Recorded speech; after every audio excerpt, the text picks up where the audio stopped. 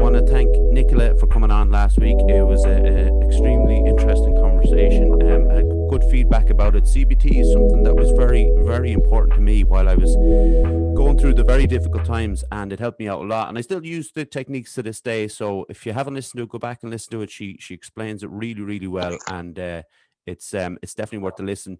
Subscribe to our YouTube channel if you have not already. It's very helpful for us.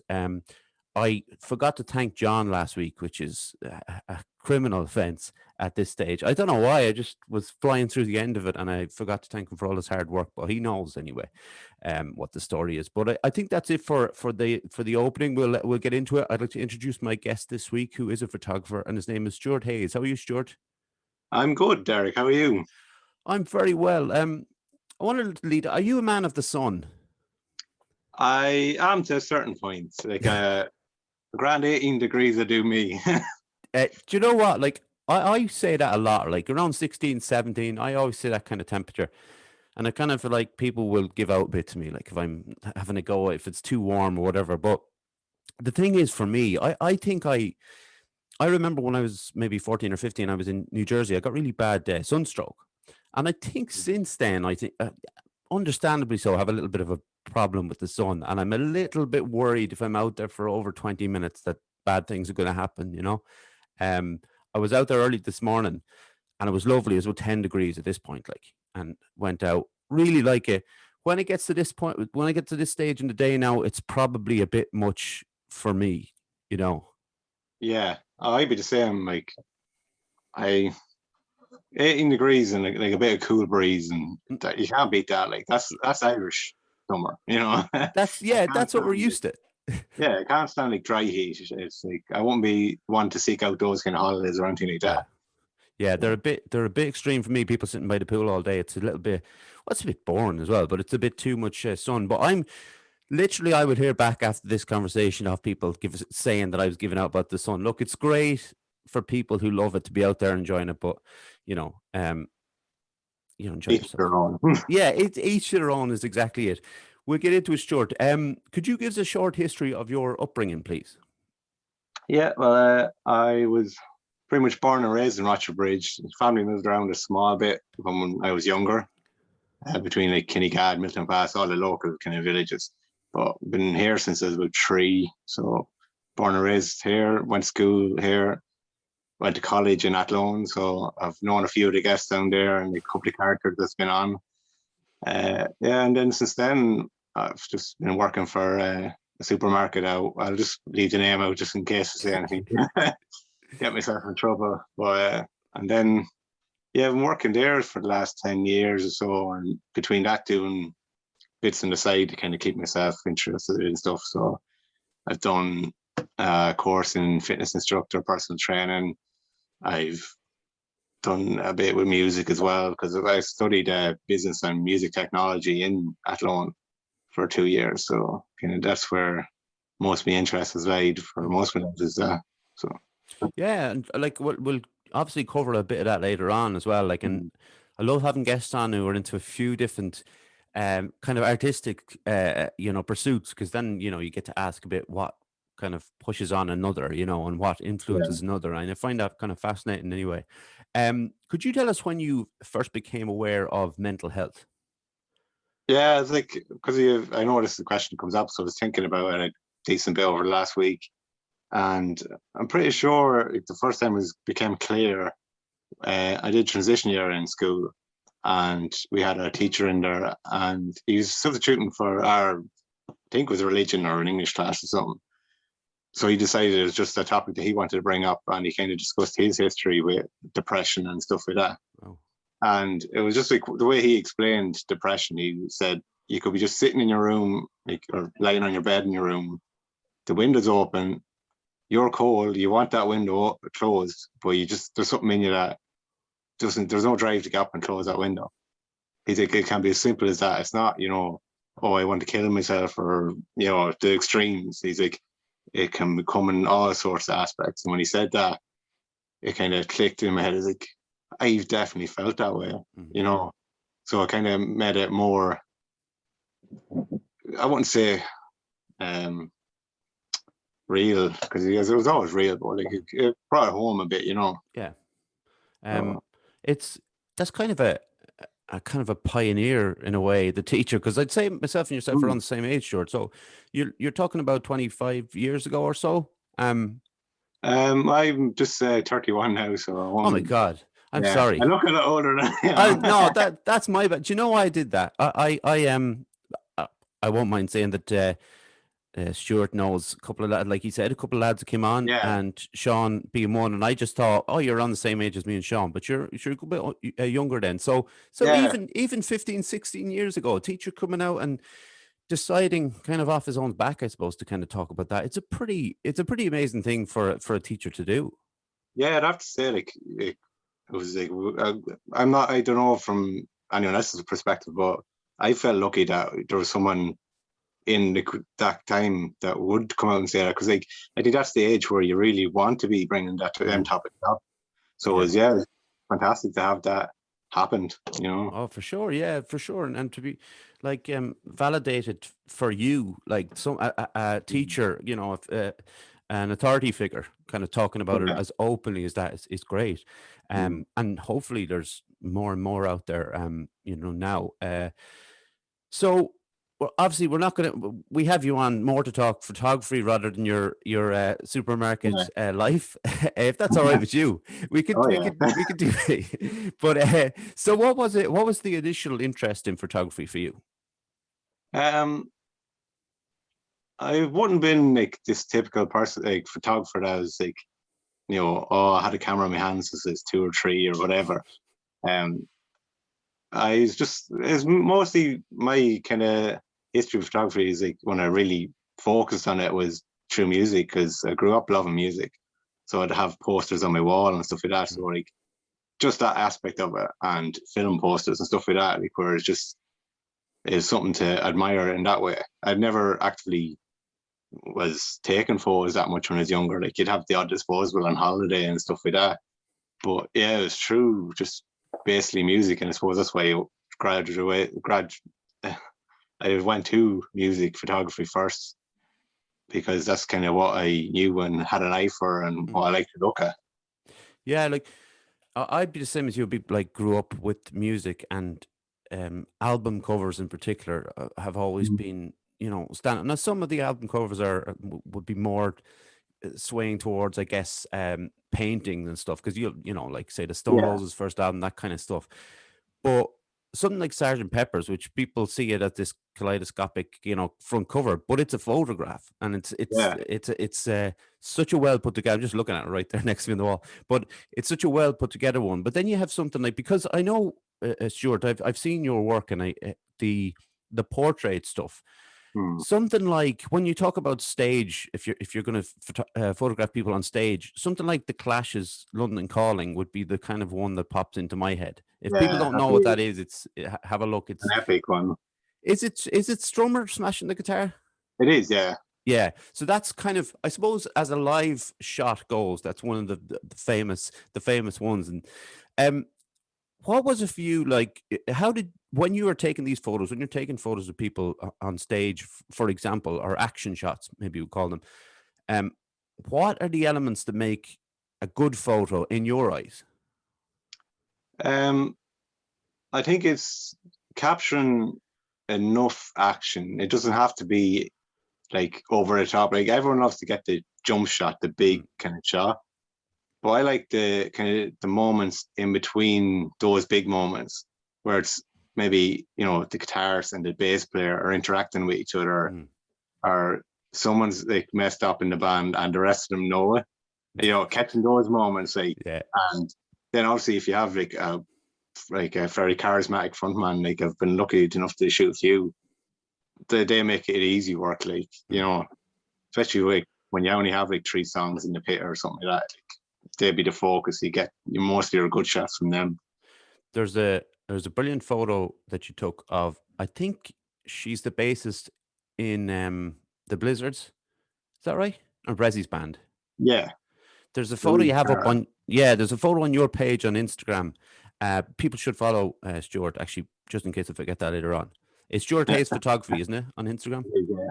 People should go over there and look at his stuff because it's really good. But that particular one is there's something very because it's not like you say, it's not. She's not jumping up in the air. She's not like her hair flying all over the place. It's nothing to do with that. But I don't know what it is about that photo because there's some photos you took during that as well of the full band and things like that. That photo in particular stood out for me, and I'm not really because I don't have the eye. I don't know what it is about it. Could you? Is it the black and white one? Is it? Yeah. Yeah. I love that photo. Just purely that was just during sound check before their Tullinally gig, and yeah, it's just like tipping around, getting a few photos. I didn't expect to get many keepers from soundcheck. You don't usually don't. It's just more about kind of figuring out what's going to happen during the live show. But she's just, I think she's tuning her bass and then playing a few riffs. But just like the way the wind was blowing and stuff like that, and like the light landed, it was an attitude too, and a mood in that. I was just like, yeah, it's just seeing it. I took it, and I was like, that's probably going to be my favorite shot of the day. Do you know what's the thing about photography for me? When people are creating art and all the different art forms, usually there's nobody else there. You're writing a song or you're doing a painting or whatever it might be. But when you're a photographer, you're actually, if it's a portrait photographer, obviously, you are relying on the other person to kind of almost ignore a camera, which is one of the hardest things to do as a human being because it's if someone I'm sure you know it as well, Stuart. If you're in a group of people or someone takes out a camera like everybody has them now and wants you to get in a shot, you feel self-conscious immediately. Well, I do. I couldn't talk for everyone, but when the art form is photography, you are kind of an intruder within a group. Like if a band is doing a sound check, you're kind of the intruder. How are you when it comes to just in general when it comes to that kind of interaction with people? Are you naturally Is that an easy thing for you? Yeah, I'd be naturally the fly in the wall type anyway. Like, I've never been the person who seeks out to be the center of attention or like, if any friend groups I'm in, I'm there, but I'm not there at the same time. I can jump in and out of conversation but if I want to just be there and be invisible, I can do that. So I'm good at adapting to that kind of like, it does take practice when you're working with people, you have to work with a lot. To get the right balance, but yeah, I've just naturally been able to just just have a quick chat at the band, just go, look, I'm just going to be here buzzing about, let me do my thing, you do your thing, I'm not going to take a bad shot of you. So yeah, that's the best way to get them to relax. And it's trust the photographer as well, because you're going to take as many shots as you need to get it, and some of them are going to be bad. They're not going to be the ones that you're going to post up on websites and things. So it's a bit of trust both ways. So who inspired you or inspires you as a photographer? Well, like I said before, I was never into photography that much.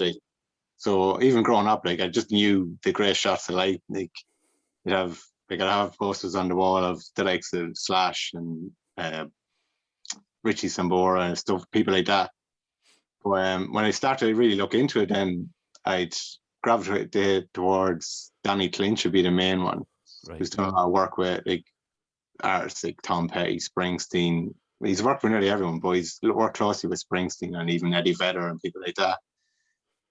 And that's purely just because when I got into more later into my musically journey, it was focused on singer-songwriters and the storytelling aspect. So when you've got good photography that goes with that, it makes it like it just works better for me, like to understand. Oh, that's why that photo works, because he's nearly captured that character in that song or something like that. One of the running themes with this podcast has been since we went video, has been lighting, right? And it was wrecking my head, I'll be honest, right? Because I had like a lamp over here, a lamp behind me, I had all these lamps everywhere and it still wasn't good enough. Now I got a ring light, it's okay now, and I'm very pleased with it. But I was watching, I was like, this might be something that you would be interested in. I was on Friday, I was downstairs and the news is over and it ran into Nationwide. There's this lady down in Dungarvan, down in Waterford, has this kind of exhibition that she's doing, and she's putting the photos up in closed shops around Dungarvan to kind of light things up. Yeah. What I found fascinating about it was she took old shots of stills from Vertigo, the film, the Alfred Hitchcock film, right? She took the stills and then she processed them in her dark room. She ran through it all, doing the dye and the swishing and all that kind of the technical stuff that I know nothing about. And she enhanced some of the coloring and some of the lighting. So it brought out a lot of what Hitchcock was doing with reds and greens and different things like that. And it was just an incredible, to me, it seemed like such an incredible idea to, one thing doing that, taking that kind of project on, but another side of it, Dungarvan deciding like, we'll do something to brighten up the town and make something interesting, like have Jimmy Stewart in this window and Kim Novak in this film or this window, things like that. And I think that's what, when you talk about the music side of things and how those kind of inspired you to want to take photos, and I can understand it 100%. And it wasn't until I really started to understand film and how things were shot and how cinematography, was how they went about it, that I could start to understand what photography was, And Mm. we talk about the eye, photographer's eye, and I don't have it. I did have an SLR camera. I think that's what they're called, aren't they? SLR, is that right?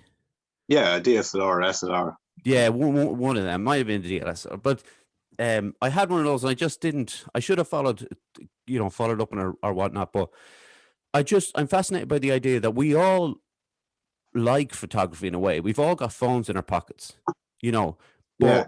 are we confident enough to go out and start taking photos and thinking, right, I'll post this up on my Instagram page or my Facebook page? And for you, with photography after your name, then it becomes a bigger thing, because then people are expecting the quality and stuff like that. Like, thankfully, they got it. At what point did you start to? That was a long way around to get to this question, but I'm known for that. But when did it become like the kind of something that you really, really wanted to do, and you started to kind of call yourself a photographer? Well, I still struggle with that, calling myself a photographer, and I think most photographers do. They're like, Okay. they're the way to get to this technical proficiency to say, "Oh, I'm a photographer now." But I think for me, it was when I shot my first couple of gigs, and because before that, I was like the usual, just landscape, walk around, taking a few snapshots. But when I shot the first couple of gigs, I just realized how much I enjoyed it, and I was like, I'm going to do this a lot more. I think I might just, I have to, like, even to get myself to mentally take myself seriously in it and put everything into it. I think I'll just change it to a photography page, strictly photography.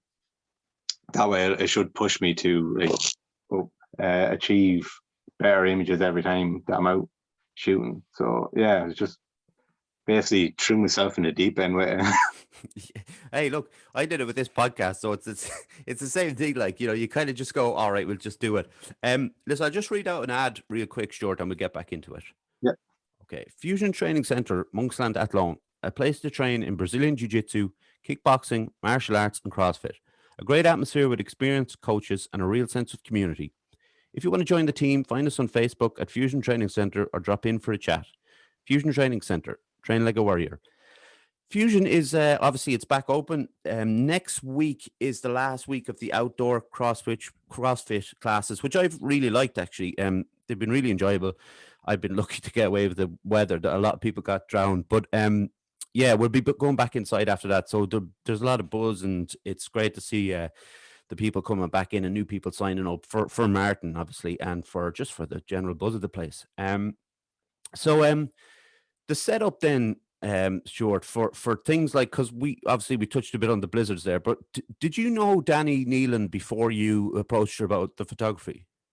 I knew her in passing. I've met her a couple of times. I used to train jiu-jitsu. Oh, I often trained about 2 years from repetitive back injuries and stuff like that. But used to train with was SPG Mullingar, it's now Lakeland Jiu-Jitsu. And Alan, Danny's fiance, kind of had his Muay Thai in with the gym, with the Brazilian Jiu-Jitsu as well. So I've met them through that way. And I just reached out then when there was no gigs happening. I was like, what else do I have an interest in, like sports? So like I'll try shooting some of that, and then it's like obviously there wasn't many sports still going on. So I reached out to Danny, and she's like, "Yeah, I'd be interested in letting you come in and see how it works." And I wanted to just try more for practicing my documentary style photography, because like the live gigs, like you can't really practice that unless it's a live gig. But I want to get more into studio work as well with artists, like when they're in recording and stuff like that intimate setting. So I thought, because I knew she had a fight coming up on a training camp, so I knew it would be similar kind of intensity and just a roller coaster of emotions for a person, like going through those weeks and weeks of preparation. It'd be similar to like a band putting down an album, like they're going to be mentally in that, putting everything into it, like, and just if I could capture anything from that to give to them to remember their journey for that 6 weeks or 8 weeks or whatever it is, that just was really appealing to me. So I reached out to her, and yeah, we've been working together for a good bit since. Yeah, what I love about those photos are like, particular for Danny herself. Like, sorry, people will know if they've listened to the podcast for a while. Danny Neelan was on. She's a Bellator fighter, but those photos are, you know, stick them up a wall photos for Danny. You know, proper, you know, keepers for her, and I think that's great. But the intensity shows in the photographs, and again, go to Stuart's page to have a look at them, because they really are excellent. Are they something? Is that something you'd like to go down as well, though? Would you go towards sport side of things, or are you more kind of orientated towards music? Yeah, like you said, we were discussing before we started recording. Like, you like photography with people involved. Like, I'd be the same. I just think it's more interesting because I approach it from a storytelling side. So I like to see a subject. So I'd photograph anything that can really get that kind of feeling from, and be able to like capture a journey. So like whether it's, like I said before, bands in studios, on tour, fighter getting ready for a fight, or even like a football team, like behind the scenes, day-to-day training and stuff like that.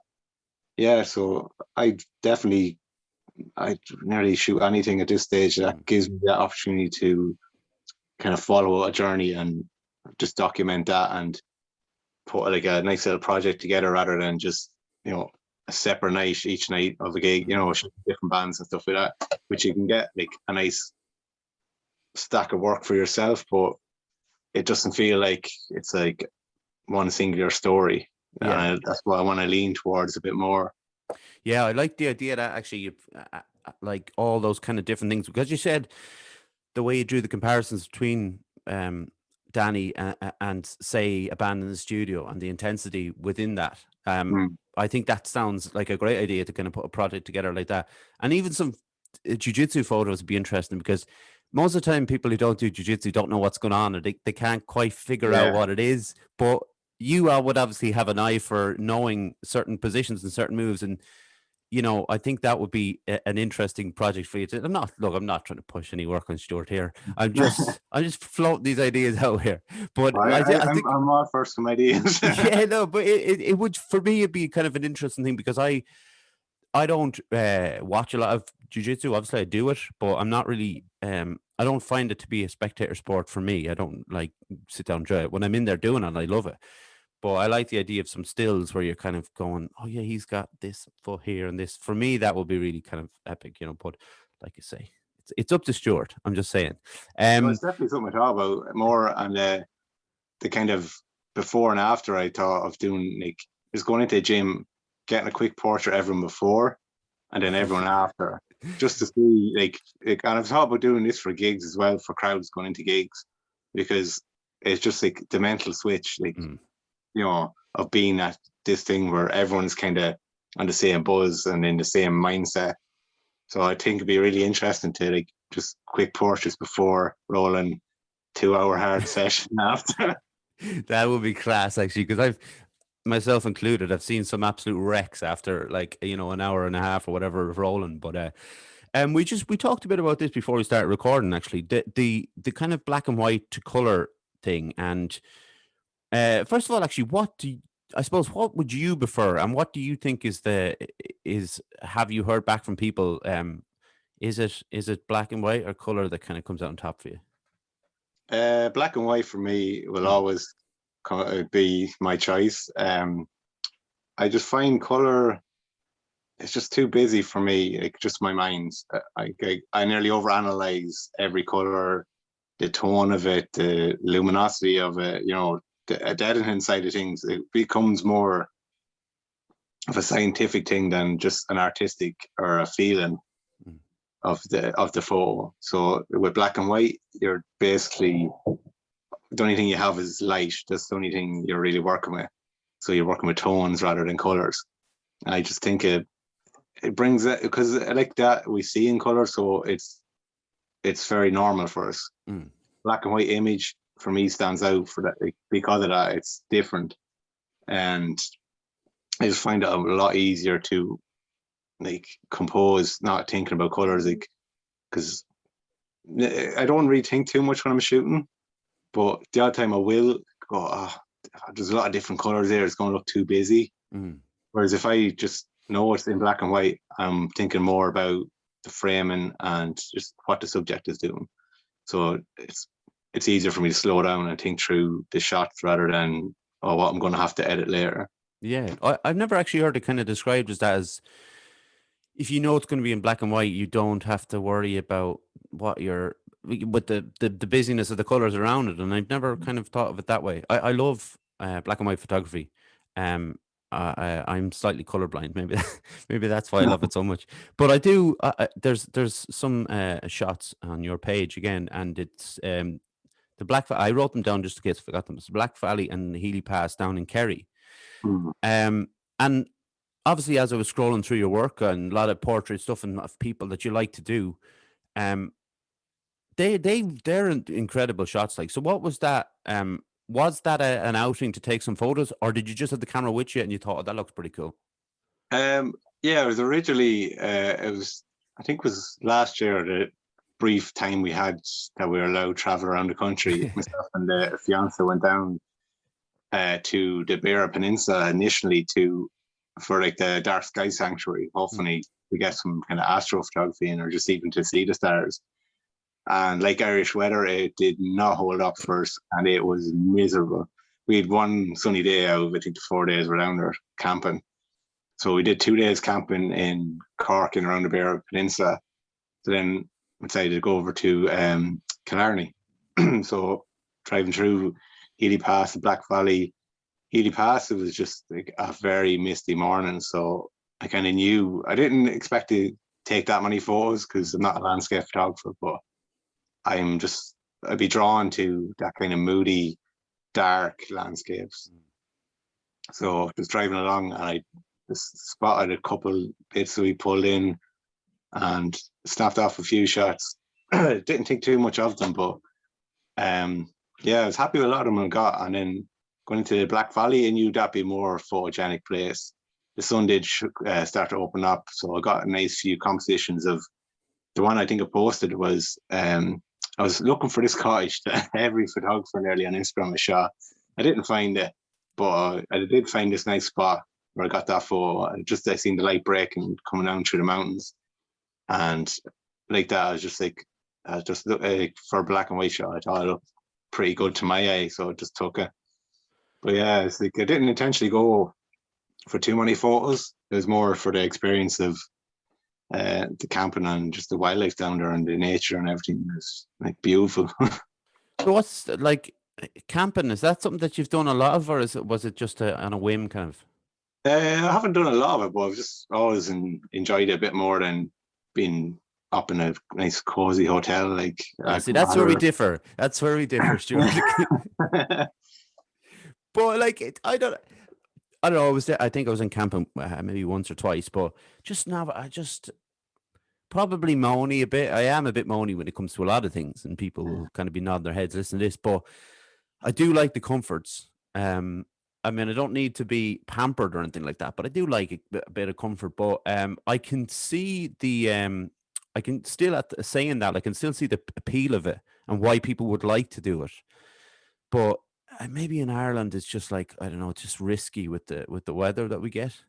Well, if you plan for rain all the time, you're okay. That is actually a very fair point. But those photos are stunning. And is it? Will you pursue any of that kind of work, or is that just more of a, if it's there, I'll take a shot of it? Yeah, I think it's more if it's there, I'll take a shot of it. Mm. Purely down to, like I said, the weather. It's you have to plan a lot. Like there is some great Irish landscape photographers out there. I'll try to name drop. Sean O'Riordan's probably one of the better ones out there. Mark O'Brien, who is also a great jiu-jitsu player as well. Oh, Yeah, you follow their stories on Instagram and that, and it just shows you the planning that has to go into it. yeah. Them boys are planning like a couple of weeks in advance, like where they're going, and the weather might dictate then what kind of shot you're going to get or what you're going to gravitate towards. So it is something that you really have to dedicate your time to. Yeah. Like, whereas I don't have the passion for it that much to dedicate it that much time, but like if it's there, I'll take a shot. I think that I suppose if it was me, the good side of landscape would be the fact that I don't have to, and this is just me now with anxiety and issues and things, would be I don't have to involve other people, that I can just go and do it. And I suppose that would be the first thing that would pop into my head. But like I said to you before, like I do much prefer photographs of people, so that is the kind of stuff I enjoy a lot more. So take out, like, all the kind of obstacles in general. Who would be your dream person to work with, to photograph? That'd be a tough one. It's a I tough think question. musically, I'd have to just gravitate towards my favorite band. Even they're not a band anymore. The Ghastly Anthem. Oh yeah. Well, Brian Fallon as a solo artist, I'd love to do something like that where behind the scenes and like a small tour with him or something would be amazing. Yeah, he'd probably be top of the list music wise, and then outside of music, I don't know. I'd love to explore the martial arts a bit more, Yeah. MMA, and You're work with you're a fan of MMA, aren't you? Yeah, Yeah. it's probably the only sport I really watch anymore. I'm a disheartened Man United fan. But it's not down to them losing a lot lately. It's just down to VAR and just ruining the game for me. So I say that I'm an Arsenal fan, and I say no, it is down to them losing a lot lately that I don't support them. But that's just me. But so was MMA like one thing that's something that you've been following a good while now? Yeah, I think I started watching it like everyone else, downloading uTorrent or Pirate Bay or so. I was about 17 or about 17, 18, just finishing school, like, and I've kept up with it mostly since then. Yeah, it's a funny sport. It's I do love chatting about it. I've only really been into it maybe it'll be about 5 years now, or roughly about 5 years, because I'm doing jiu-jitsu about 3.5 years. So I was watching a bit before that, and when you talk to people about it, because obviously in its very nature, mixed martial arts, people will be into boxing, or they'll be into kickboxing, and they'll be into the stand-up, they'll be into the going to ground. I've always been interested in the more going to ground because I know how to do a little bit of jiu-jitsu. I don't know how to do any striking at all. And so there's always a little bit of a push and pull of the fans, like what they like, what they prefer, and who their favorite fighter is and stuff. I find it a fascinating thing. I'm kind of disappointed I didn't really get into it earlier than I did, but I'm glad that I'm into it now. Yeah, It's good. It's very, very interesting, and I'm not I think people dismiss it, of the older generation dismiss it because they think it's very violent and stuff like that. But boxing is violent. They're combat sports. Well, that's it. Like it can appear violent, but at the same time, it's probably one of the more safer like combat sports, because like that there's no 10 count if you get knocked down. If you get knocked down, like a lot of people will go, Jesus, they're hitting them on the ground, like, but like if you finish that with 2 more strikes on the ground, it's better than getting up and taking 20 more to the head before you're down again. It's True, and you know the refs have the job to get in there as quickly as they can. I know it's a tough job as well to be ref because they've been given out for jumping in too early and too late, and there's Yeah, all that. But it is a sport. It's such a technical, you know, sport in general because it's not just stand up. It's not just on the ground. It's a mixture of everything in between, and it's just yeah, such a spectacularly tough sport.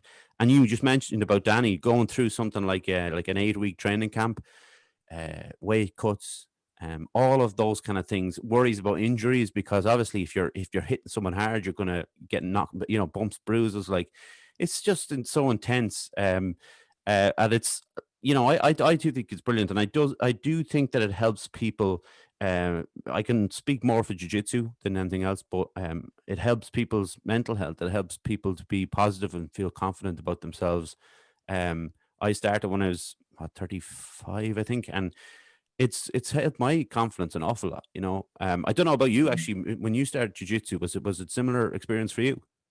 yeah. Like that. I just got into it because I've been watching UFC for years, and I was like, I didn't wasn't a fan of it at all going into work with black eyes and stuff. So I was like, I'll try the jiu-jitsu part Yeah, of it. yeah, But yeah, initially I just loved the workout from it because it's mm, like so tough. It's like nothing I've ever done before. But then once you get past the initial, let's say 6, 8 weeks of learning the very fundamentals, and you start putting stuff together, mm, it's just the mental workout is even like better than the physical workout because yeah, you forget about every other worry except for not getting strangled or yeah. not getting something pulled on or anything like that. So it's That's a great way to just clear your mind and just focus on one thing for the hour that you're in there. that's the like, and I've mentioned it before, but that's was fascinating for me was I have never for the many years that the anxiety's been there, been able to remove it. You know, but when you're rolling, there is no time or space to be anxious about anything. You literally just have to be. It's kind of in your. You can't be even in fight or flight. You're in fight mode, and you're just Yeah, trying to avoid something, or you're trying to work on something. You're trying to move into it, the next part of your sequence, and anxiety is not there anymore. And it's brilliant. And like you say, Stuart, about that mental drain. When you come out of jiu-jitsu, you're absolutely shattered, but you feel great as well. Everything's gone. Your head is empty. Your body feels empty. yeah. It's It's like it's different to I like why say a gym workout because gym workout you come out and you're physically just mm, wrecked.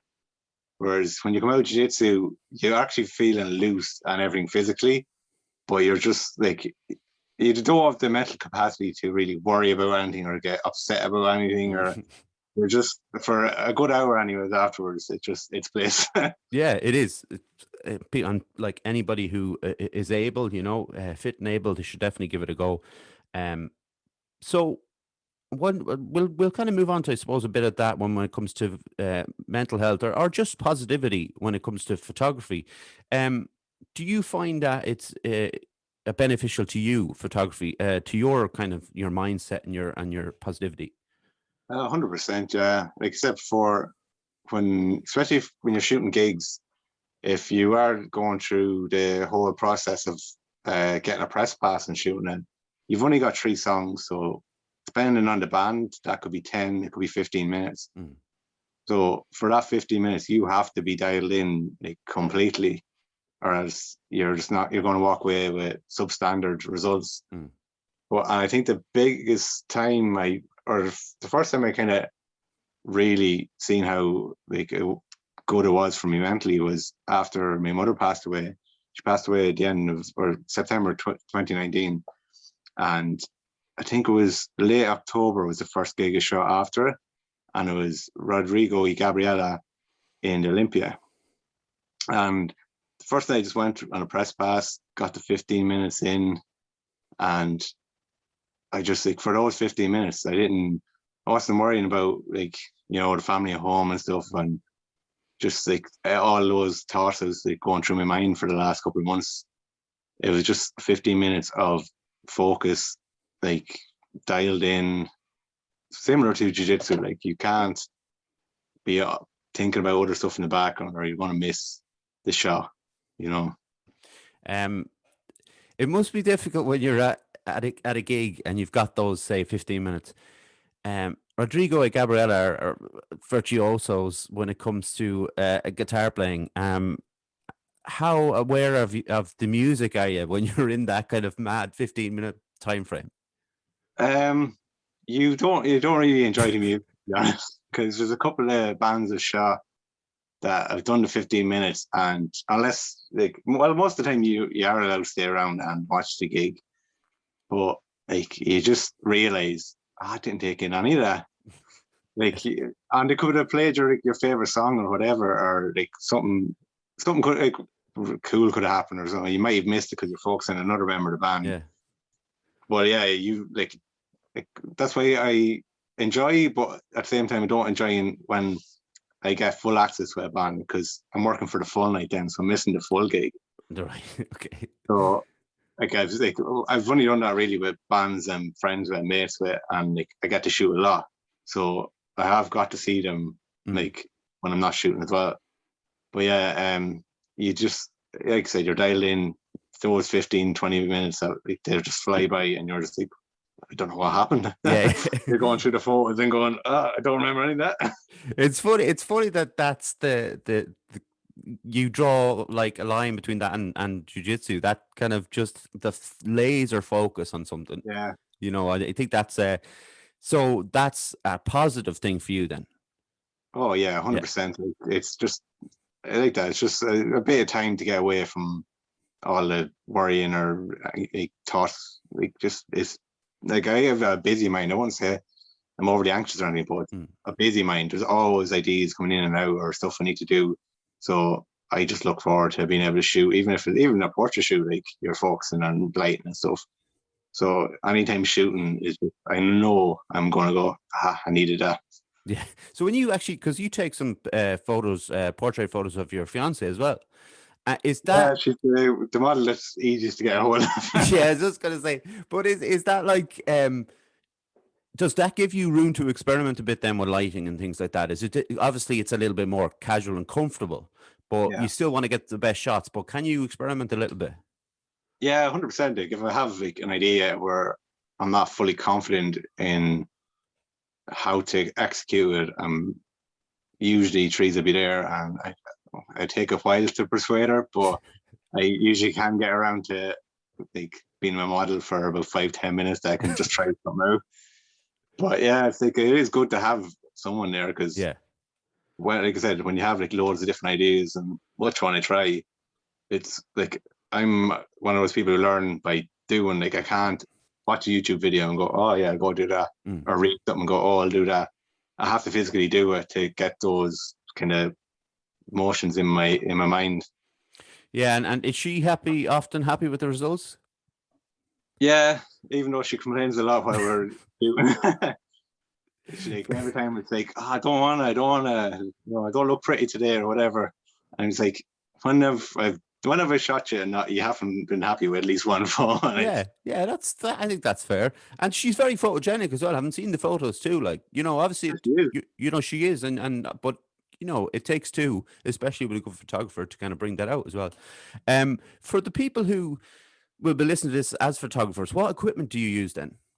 I'm a Nikon/Nikon shooter, whichever way you prefer to say it. And yeah, it's just that was the brand I kind of. I can't remember what photographer I was looking at YouTube videos when I was trying to decide what to buy, and they said just go into the camera shop and pick up a few different cameras, whatever feels good, just use that. I think they're all the same. Really? Yeah, he's like at this stage, like especially if you're just taking like photos, unless you're shooting big commercial shoots and all that, you don't really need to worry about the megapixels and stuff like that. It's like what's easy to use, like menu wise, that you can go through and stuff like that. What feels good in the hand.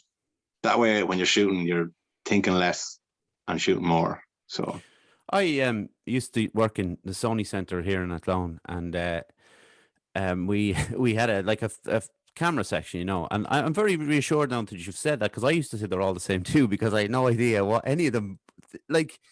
The megapixel, everybody comes in and says that. Like, what's the megapixel on this? What's the megapixel? And that's this was back in the mid 2000s, maybe late 2000s. And that was the buzzword at the time, I think, the megapixel. And I like the idea that photographers who know what they're doing are saying, go in and have a feel of it. And if it feels good for you, then go for it. Yeah, like I'd say 90% of the photos on my Instagram feed would be from an Nikon D700, which is, I'd say it's pushing 12, 13-year-old camera. Really? It's only 12 megapixels, and I haven't found a problem with that. Like, I've upgraded recently to a newer model, a C50, but I'd still pull that out if I wanted it, because a certain look, because they're all the same, but they have their different characteristics. Like, because the sensors do change and they deal with colors, light, and what would have been film grain back in the day, it's digital noise now. So when you push into higher ISOs, where you have to do gigs just to make up for the lack of light, each sensor is going to have like a different look to it. So that's why, like, I think I pull out the D700 for a couple of gigs. I'm like, this is going to suit it a bit more. It's a bit more of a gritty feel to it when you push like into the higher ISOs on it. And that's kind of, I guess that comes with, obviously it comes with your experience working with that camera for however many years, and now you can go into the new camera and kind of see maybe a little bit of difference. But if someone's starting out, it doesn't necessarily have to be top of the range kind of a thing. Oh God, no, you're better off, like, because when it comes down to photography, the only equipment that really matters is the lens. Like, that's going to dictate like how clear and sharp your images are, and like focusing fast and stuff like that. Body wise, just get what you can afford. Like, you can always upgrade that. If you get a good lens, you can keep it for life. I have written down here what other art forms you're interested in, and we obviously talked a bit about music. Is there any other kind of art that you're into? Well, I did art in school, and I enjoyed, kind of painting more than like sketching or stuff like that. Yeah. But like, then there was like the sculpture kind of side of things. Like, anything that can really, I like doing little projects like that where it's time to just use creative mind. Like, I wouldn't be great at any of it now, but I'd enjoy like just making a few bits and pieces like that. But I haven't done that in years, so that's why photography is my main kind of outsource now. Yeah. Well, look, everybody's only got so much time, and as you're, working obviously as well, you pick the one that you're most interested in. And when it comes to, obviously you grew up then with music since you were quite young. Was it like, you've mentioned names already, but was it rock bands that you kind of started out with? Yeah, like, we wouldn't be an overly musically family playing wise, but there'd always be music in the house when I was growing up. Like, my parents would have been more into Garth Brooks, that kind of side of things, Bonnie Raitt and stuff like that. And then the first band I remember really getting into was Bon Jovi. That was by my brother. He had I think it was the Crossroads album, and that was the first album that I kind of played a lot. From there, like, I had just loved Richie Sambora. Like, just the guitar sound and solos and stuff like that. And then obviously when you're going to school, you get introduced to a bit more, like secondary school, got introduced to the likes of Nirvana and, Linkin Park, stuff like that. That was more kind of angsty kind of side of things, like Foo Fighters, bands like that. And then I just gradually started learning how to play guitar when I was 13. So that's why I started out with all those kind of bands. Like, they were the main songs you'd learn on guitar. Simple enough to play and stuff. And then I bought an acoustic guitar when I was 15 or 16, got more into like the songwriter side of things. That's where I got more into Springsteen. He would have been a big influence then. Tom Petty, stuff like that. Yeah, it's kind of a similar route for me, to be fair. It's kind of started out with a lot of kind of rock. And like you say, I think it's around 13 or 14 when I started playing guitar, and you're probably learn the same songs, because they're straightforward enough, for a beginner to be able to play.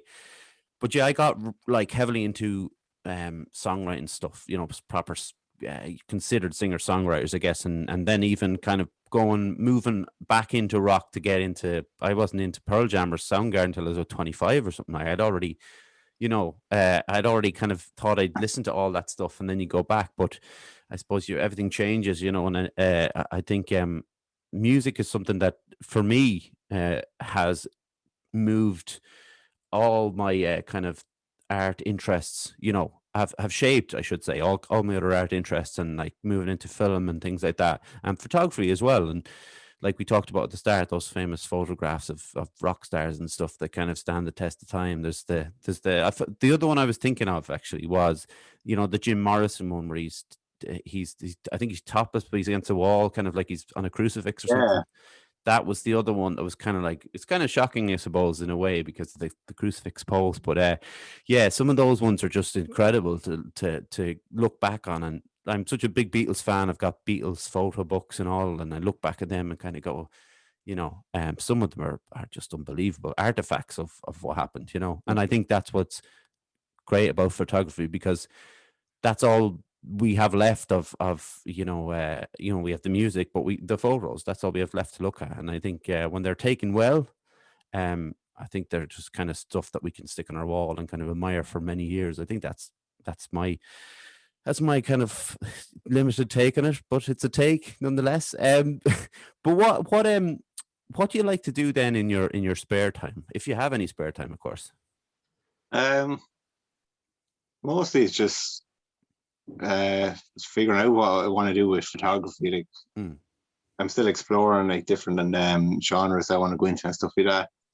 But physically, I try to work out as much as I can, but lately it's been kind of hit and miss, just purely because there's no gyms open.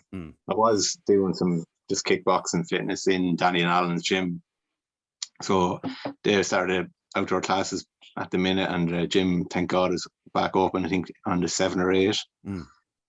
So yeah, it's like that. It's just the only interest I really have physically, be like MMA. So it's like, obviously I lean towards that when it comes to doing something physically. So, and then outside of that, I like going for walks, just purely just a good time to get in podcasts and audio books and a bit alone time.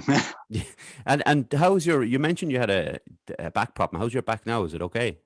I was actually just recently went through probably my worst bout with it in a long time. I think it was like the start of March. I injured at work, and it's just this lower back and lumbar injury that I've had since it's in my 20s. I think I first injured that. So it's just a recurring injury, and it'd be something that would really get me down when it does happen, because like it is just a debilitating thing. Yeah. So like you could have everything going grand, like you're working out, you're doing this and you're doing that, and then you get hit with this and you're just doing nothing, literally nothing for 2 weeks. I think I was lying on the floor for a week. Wow. Yeah, it's the worst thing is when you're in that kind of rhythm, particularly with exercise, and whether it's jiu-jitsu, whatever it might be, kickboxing, and when that does go, and that always is kind of a worry in the back of my mind, that I know if I have to be taken out of running or jiu-jitsu, that I know it would affect me mentally.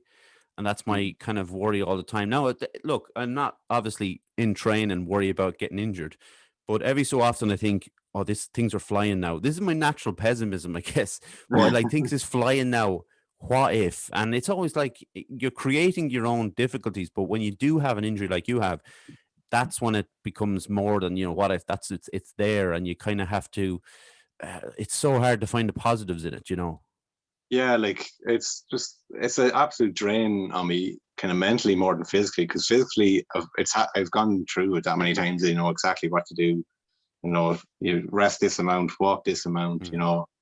I tend to try and stay away from a lot of painkillers and medication, because I just doesn't sit with me that well. Like, just my stomach could be in bits and stuff like that. But like it does, like that's why I'd love to get back to jiu-jitsu at some stage, but I just can't do it till I physically feel that I can withstand like the needs of the training, like, because like that you say, like, you don't even think about it when you're rolling, and that's the problem. Like, I'd be rolling and thinking I'm great, and I don't feel anything. The next day I'm just like, no, I shouldn't have done that. Yeah, it's adrenaline as well, isn't it? It's like it gets you through to the end, and then it's like, what's that going on with my back, or whatever part of your body is injured. What are you most looking forward to now that things are opening up? Just the kind of freedom to kind of plan more than anything, because I won't be a big planner, because I usually don't like plans. I like to go off the cuff a bit, but it's like just having like being able to kind of outline more work to do and stuff, and not having it pulled out from underneath your feet. You know, hopefully anyway. But yeah, just honestly looking forward to getting back to doing some live music gigs, because even not shooting live music is something that I do need, because I'm missing something shocking. Just mentally, and even physically, like it's just a good way to relax without, like, I wouldn't drink that much at gigs and stuff, purely because I don't want to miss anything. I just want to enjoy it. Yeah. So like physically, it's a nice way to relax as well, depending on the gig, of course. But yeah, it's just mentally, it's. I suppose I look at it like everyone has their altar or their church to go to get their fix of this kind of relief mentally, or like a higher power kind of this consciousness. Yeah. And I think you can't beat a good live gig for me. Like that, I just feel like that energy and buzz, it's ridiculous. Like what it can do to you. Yeah, and it's really interesting how the conversation has been around holidays. You know, people want, and rightly so, like people want to get out of the country and go visit somewhere they love going. But when I hear people in training over the last 2 or 3 weeks talking about, you know, the festivals, there's like talk of maybe 5,000 in August, whatever it is. I probably have that wrong, but you know what I mean? Like the increase of the people, and people are like really starting to get buzzed about it. And I can understand that totally. I know how a gig can be unlike anything else. If it's your favorite band and it's a good gig, it can be really, like, you can be taken, you know, you can be taken away somewhere else, and you come out of it and kind of going, bloody hell, and it keeps you going for a week or two. You have these kind of memories and stuff. So yeah, I can get why people would be you know, wanting the gigs to come back, wanting the holidays to come back, and they will be, and it's really exciting. But Stuart, I mentioned this already, but if you wouldn't mind telling us where people can find you. Yeah, it's Stuart Hayes Photography on Instagram. I think it's Stuart Hayes Photo on Facebook, and I don't really use Twitter, but it's up there as well. Yeah. And just www.stuarthayesphotography.com as well. That's brilliant. We'll put that up during the week when we put the episode out. Stuart, it's been a genuine pleasure chatting to you today. Thank you very much. No worries. It's been a pleasure.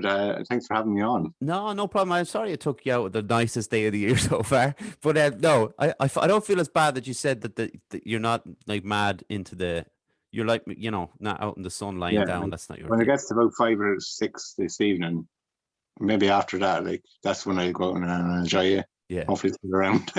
Yeah, that's the thing. Listen, sure, hang on with me for just a minute. I want to get a photo at the end. I'll just finish out the episode and we'll get that done. 100%. Like I said, don't forget it this week. Thank you very much to John for his edit during the week, and for putting it up the night before, which surprised me because I'm normally hounding him. I know that's very unfair. Thank you very much for my mom, my dad, and my granddad, to Ger and to Calvin. We are on YouTube, but like I said before, subscribe if you haven't.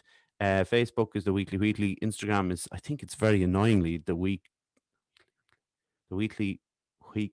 I can't even say it anymore. We are on Twitter.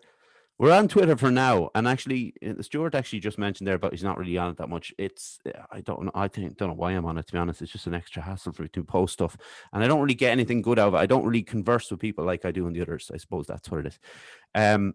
Spotify, Apple, Anchor, Google Podcasts. We're on that, and obviously, we'll say to everyone, thank you for listening. This week and all the weeks you do. I really appreciate it. Stuart, thank you very much for joining us today. No worries. It's an absolute pleasure. Thank you. And we're off. We'll chat to you next week, everyone. Take care. Bye.